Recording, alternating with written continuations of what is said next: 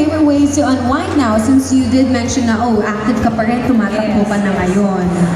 Ngayon, unti-unti ako nakakabuo ng routine pagka rest day. So, I usually get up mga 12 noon kasi late na ako natatapos the night before. And then, I'm gonna have late lunch in a cafe na makikita ko sa TikTok. Tapos after nun, I will jog. Hindi naman totoo, walk lang. Walk Okay lang naman yun. din ako. Tatanungan ako ng jog. Oo, walk na lang. Oo, honest ako. Walk lang, tas kwek-kwek.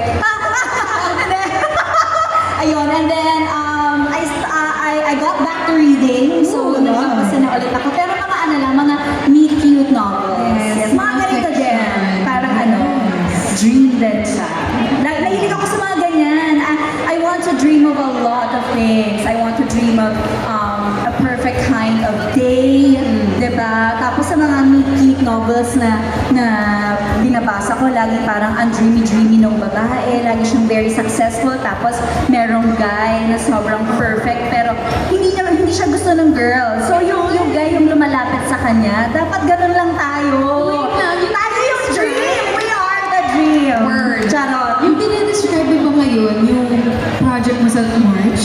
Or binabasa mo lang pa Actually, talaga? yung TV show ko po, nagagawin ko po